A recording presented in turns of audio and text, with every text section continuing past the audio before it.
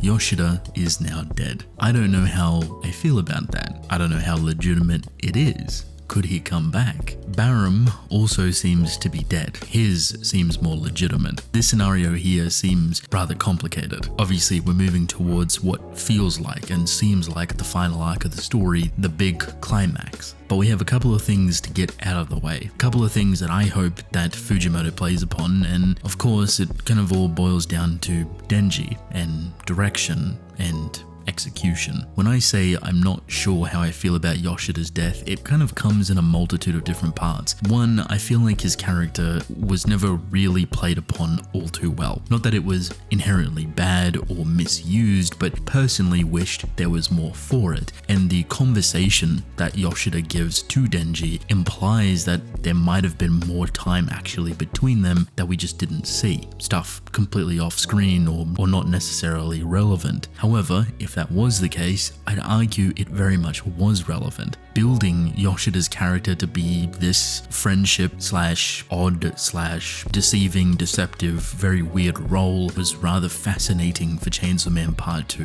The role that he was playing was that of a dog for public safety. Yet the friendship that he provided to Denji was half and half. It was a mixture. You could argue there might have been legitimacy within those feelings, but on the other side, he's also being played. He's being controlled. He's being manipulated. Thus, Yoshida's movement isn't really his own. At least, we never really got to see what he could have been capable of. That might be a difficult pill to swallow. I find it difficult because I wish there was kind of more of him, more of his personality, more of his character, more of his own personal involvement. But then again, he's controlled. He's a dog, a switch, someone to kickstart this ending alongside Barum. I don't mind their utilage within the story. I think it's very purposeful. I think it's to the point. It's very straightforward. There is just a want or a yearn for more of that building, more of that development, more of that combination of those beings together. I would have loved to see more of Yoshida in Denji. I would have even loved to see more of Barum in Denji. The bits we got were good, but maybe if we got more, it could have been great.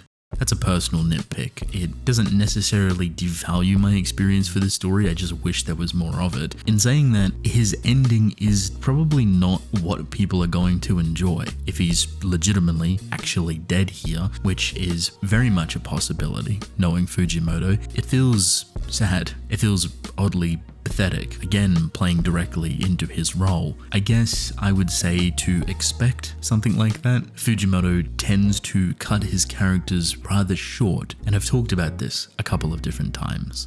Basically, Fujimoto will build up his characters really far, and depending on their importance within the story, their narrative, and how they connect to other characters, a lot of the times he never really finishes them. And it's not that he can't do it. It's not that he doesn't want to, it's more like they've served their purpose, let's take them out now. Instead of min-maxing, I guess, the reader's reception and or feeling towards those characters, making a very impactful final moment feel that much greater, Fujimoto tends to forego all of that. I'll kill them off rather quickly, rather rapidly, because they are no longer needed. How you feel about that is entirely up to you. A lot of stories won't do that because you don't get the satisfied ending for their character. You don't get any ending for their character. It kind of just happens. Some people might really like that because it feels rather watery. The story just handles death like that, gets them out, kills them off quickly, rapidly, pulls that band-aid. For me, it makes the agency of the world feel rather sadistic. That with people with crazy abilities and resurrection and healing, yada yada, when someone actually leaves the story with no real build-up towards it, it feels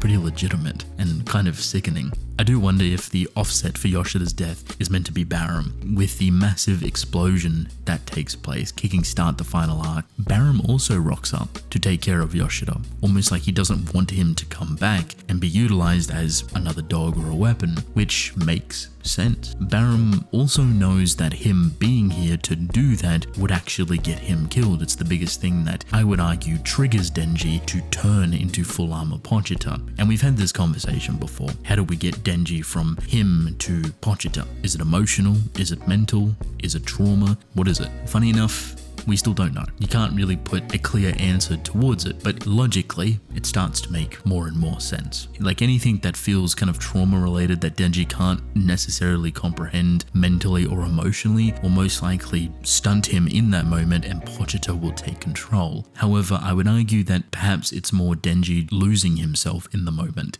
like being so enraged or overcome with such a despair or trauma that Pochita feels like he needs to come out to safely kind of protect him. Does that make sense? Yoshida's death isn't what changes Denji, it's Barram coming in, kind of rubbing it in his face, and that trauma, especially with Naoyuta, returning once again. Like Barram is this roach that just won't die and that has caused a lot of pain and suffering to Denji, so it makes sense that he would transform on the spot and allow all of that anger to flow into Pochita. I think the craziest thing about it is that when Barram dies, being digested by Pochita, he's not killed first. He's not fought or obliterated or anything. He is genuinely just eaten alive, which I think is Denji's direct response to Barram to make him suffer as much as possible while eating him. So those two, Yoshida and Barram, are now gone. They served their purpose within this story, and we are here face to face with something very scary, which I don't know what it is. Denji doesn't know what it is.